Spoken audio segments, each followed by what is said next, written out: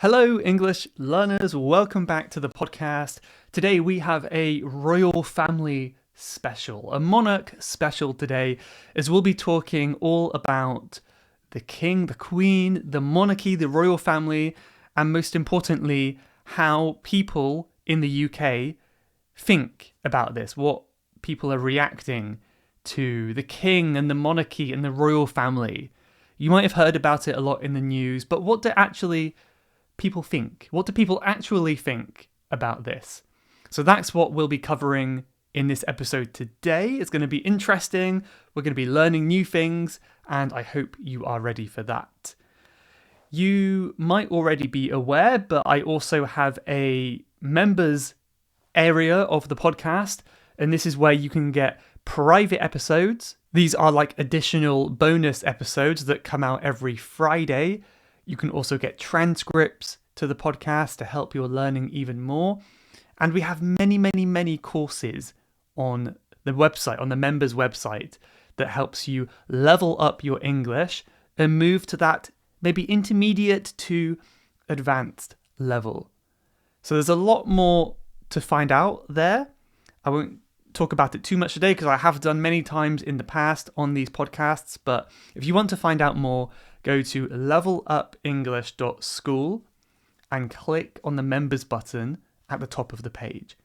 And on that page, you will see a list of everything that is included in the membership, and that will save some time so you don't have to listen to it now. But I hope to see you there. It's a great way to support the podcast as well. And if you want to make me feel like a king, like royalty, it's the best thing you can do. Maybe that's not quite true. Although it is a bit strange having followers, right? This is the term for people who follow your page on social media. I guess in the past, a king would have followers. And now it's like every single person on social media has followers. I wonder what that's doing to our mental health. Who knows? But anyway, well, thank you once again for tuning in today, in joining this episode. As I said before, we're going to be talking about the royal family. So at the time of this recording, the king's coronation, King Charles's coronation, was not long ago. It was quite recent. And that's quite a historic event because until then, Queen Elizabeth, the late Queen Elizabeth, had reigned since I think the 1950s. It was 1952 maybe? I haven't checked, but somewhere in the 1950s. So she has been the monarch for a long time. Now let's look at some vocabulary a second. One thing I did just say was the late Queen Elizabeth. Now this does not mean that she is late. She's always on time, the Queen. What this means is she has passed away. So when someone has recently died, we can use the word late before their name. And usually it's for famous people. It's for well-known people. You don't often say the late Bill. Just a random guy called Bill. It's usually someone who's very well-known and liked as well. So the late Queen Elizabeth, that means the Queen Elizabeth who has recently passed away. She reigned for a long time. Reigned, this word, it sounds the same as the word rain from the sky, but the spelling is different. It's R-E-I-G-N. So E-I-G-N. There's a silent G in there. So to reign is like to rule over someone, to be the leader or the king or queen. So the king and queen reign over the country. We often use that preposition over as well. Reign over. Right. So the queen reigned for, I don't know, how long was it? 50s, was it 70 years or something like that? That's a long time. So she became queen at quite a young age and reigned for most of her life. We could also use it as a noun. Her reign was very long. And of course, many things changed in that time, right? I believe her coronation in the 50s was the first one ever televised, because before that we didn't really have much in the way of television and technology. So her coronation was televised, it was on TV Before that time, it was mostly a private thing. Not many people could see the coronation. And so much has changed since that time. And now it's, of course it's televised this time. King Charles's coronation was on TV in beautiful HD colours. I've never before seen in that way. So in that sense, it's a really, really historic moment. However, the public opinion is mixed. People have different opinions. I'd love to know your opinion, so let me know. I'll remind you at the end to let me know. But I'm going to cover some opinions from British people first, people who are living in the country and what they might think. You may have noticed that in over 200 episodes, I've never spoken about the royal family before. And honestly, it's just because I'm really not that interested. I don't think it's a very interesting topic, for me anyway. And I think that is an opinion that many, perhaps even most, British people might have. If I were to ask my friends their opinion on the royal family, they would just go, yeah, whatever, doesn't really, you don't think about it too much. And if you have a monarchy in your country, maybe it's the same. It's like, it doesn't take too much time or too much space in my mind. But I do know it's a popular topic, and I find that with a lot of English learners, it can be more an area of fascination and interest, more so than for me, for example. So I know a lot of my students love the royal family. They always talk about it. And often I find that they are teaching me things about it because I don't know. I don't know who's William, who's Harry. It's too many names, It's like a really confusing TV show. So let's get into the main episode. I'll be doing a reaction here. As I like to do in these more reactionary episodes, I look at Reddit because Reddit is a great place to find internet people's opinions from around the country. So we'll be seeing perhaps some younger opinions. We'll see how it's changed in the last few decades. And then I'll be ending the podcast giving my own opinion on the royal family and the monarchy as well. There's another word we could talk about, actually. Monarchy. Monarchy is just essentially that system of having kings and queens. Right, so I believe, of course, the UK has a monarchy. The USA does not have a monarchy. That's very important to them. I believe Thailand has a monarchy. What other country? Other countries do. My mind's gone blank now, but many countries have a monarchy where they have kings and queens. The name for someone who is the king or queen is a monarch. This is gender neutral, so if you're a king or a queen, you could say a monarch for each one. So I think some of these stories and opinions might be surprising to you. I don't know, because the monarchy, the royal family, is such a important part of British culture and identity, especially in tourism. When you think of the UK, you think of Buckingham Palace and the royal guards and things like that. But I think it might be surprising. This is a title of a somewhat recent news article that says, poll shows that British support for the monarchy is at an all-time low. In other words, that means the number of people who like having a king and queen is the lowest it has ever been. So the support is very low. Now here's one of the top comments on that page, which is a really popular view that I've seen around. And this is, we're being told to stop moaning about being poorer. And at the same time, we're supposed to cheer and wave at billionaires in gold carriages. So I think this is one of the biggest points of contention. Point of contention is a point that causes annoyance and arguments and even uproars. People are not happy about this. And this is, this year in 2023, there is a little bit of a crisis in the sense that, things are becoming more and more expensive, and the wages, the salary is not going up enough to account for that. So things are getting harder to buy, rent, and mortgages are going up. It's becoming much harder to live now. This is called a living crisis, it's often called. And during this time, there's a coronation in which millions or billions, I don't know, let's say millions has been spent to parade the king through the street and give him gold carriages, everything in gold. It's very, very expensive. And it seems a little bit strange, that kind of contrast between this extravagant, meaning really over the top display, and comparing that to how so many people cannot even pay their bills, they cannot pay their rent. So that contrast is not sitting well with people. It's not a nice feeling for many people. You know, people are not in the mood to celebrate a billionaire when they cannot afford their bills. And that's of course very understandable. It did make me wonder as well. I wonder how the king would have been perceived if he said, you know what? I don't care about my coronation. I don't care about my ceremony. All I want is to help the people. So what if he just donated even half of the money to the people of the UK?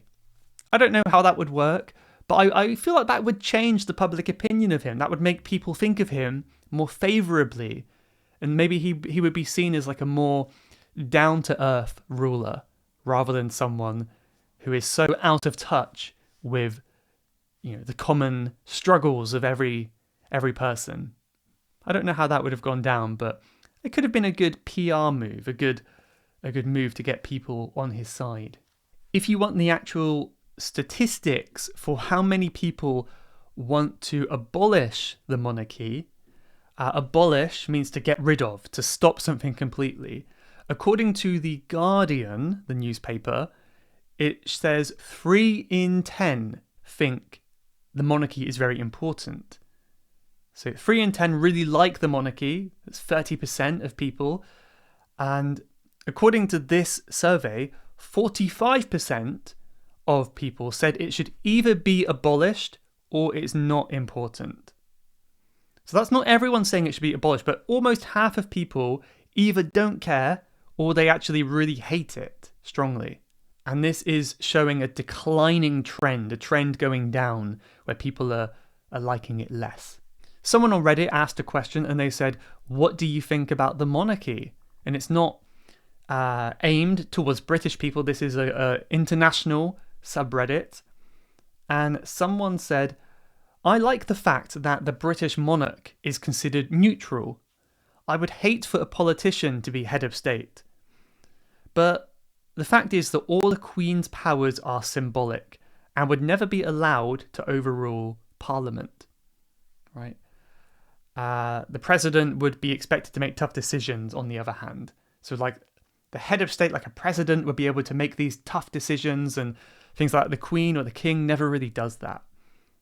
Keep in mind, this post is from almost 14 years ago, so it's quite old now.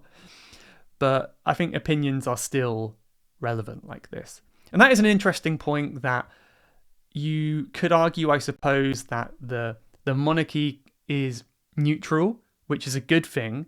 Because imagine if you had a leader like a king or queen who was really right-wing or left-wing, and they were really biased in their politics, and that could be bad, I suppose. I don't know.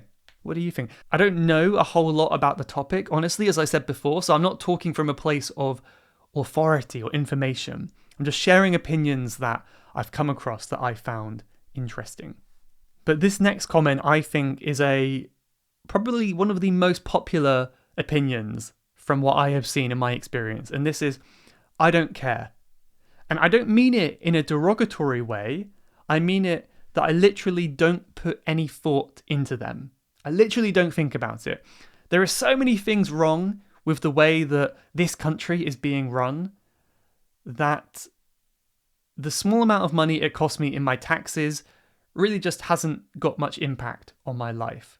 So yeah, on the one hand, I think many people are annoyed. It is costing them money. It's coming out of the taxpayers' money to pay for, their salaries and all their stuff. The royal family get their money from the taxpayer, which is a little bit annoying for many people. But yeah, on the other hand, I think many people just don't care. People don't think about it that deeply. And we use that word derogatory here. So they said, I don't mean that I don't care in a derogatory way. That means a way that shows criticism or disrespect. It's not like I don't care in a disrespectful way. It's just, it really doesn't affect me and that's fine. Whatever. Another really good point by a comment here is no one would invent a monarchy in modern times if it didn't already exist. So essentially, the reason we have a monarchy is because it has existed for such a long time and it's part of a really ancient tradition going back hundreds of years, a really old tradition. And they said it's simply an obscene concept when viewed in the context of present day. Obscene concept is kind of like a really strange, unusual concept. It's a bit strange. So of course it's understandable if you don't understand why we have a monarchy. But on the other hand, there are many people who feel it is part of our national identity and that it's important to continue. This person says it will continue to fade over the coming years, I'm sure. I'm just not in any rush to speed things up. That's an interesting view. And I kind of have the same opinion that many people do believe it's such an important part to our identity as a nation.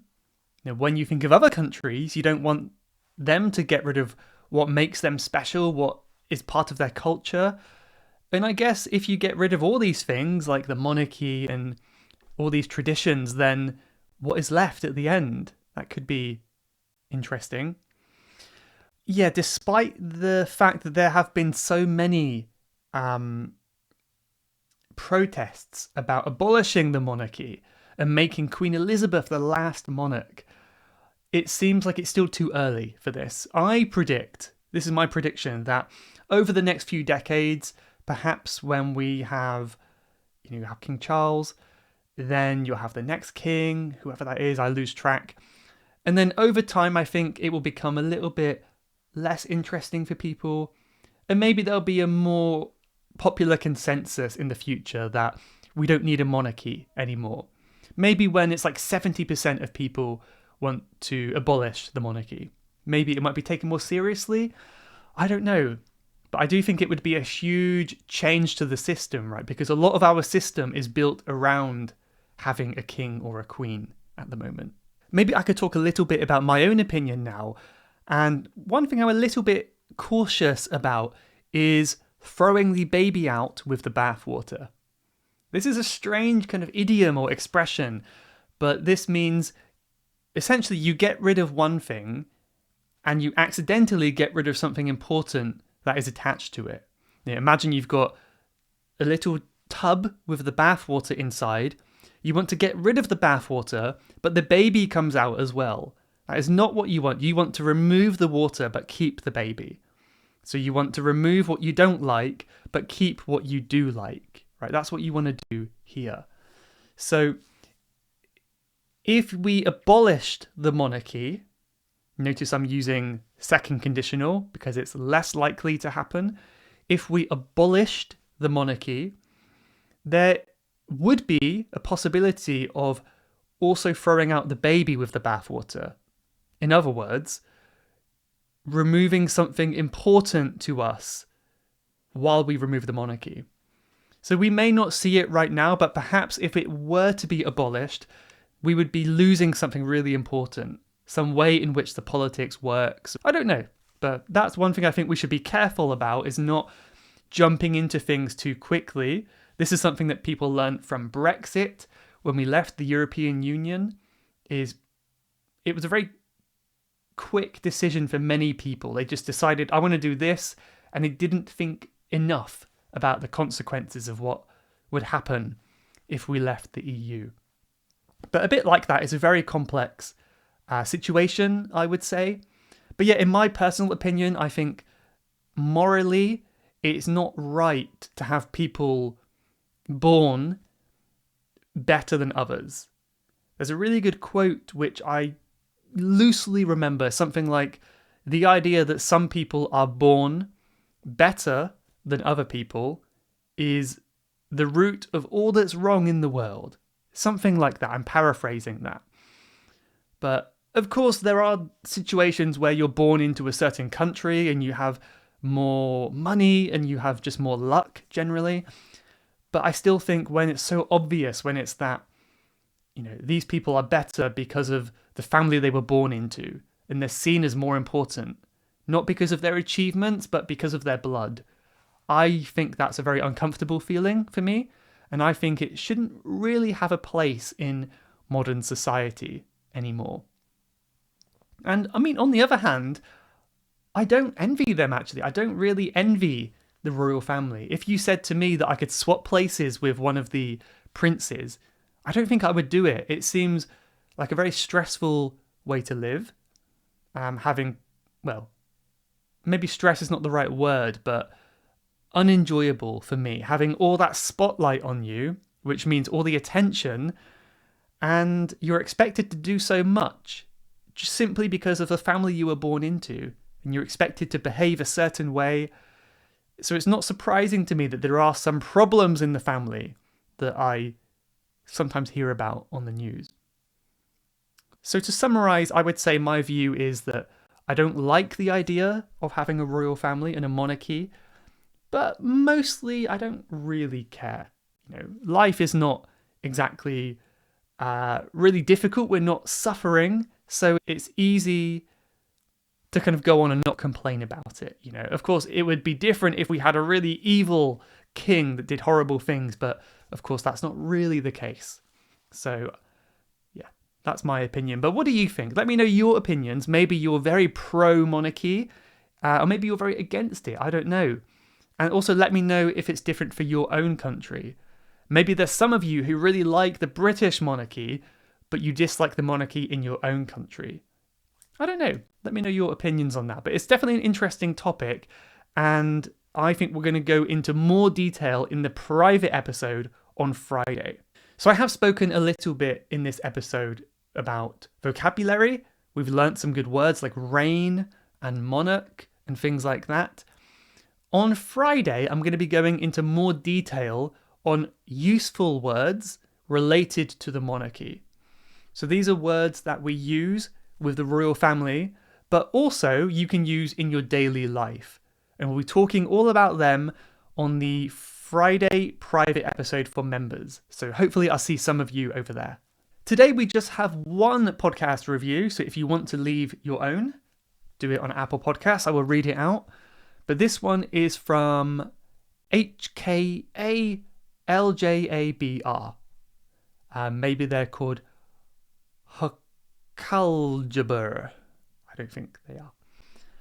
But they said, great podcast. This is one of my favourite podcasts to learn and improve my language. Thank you so much.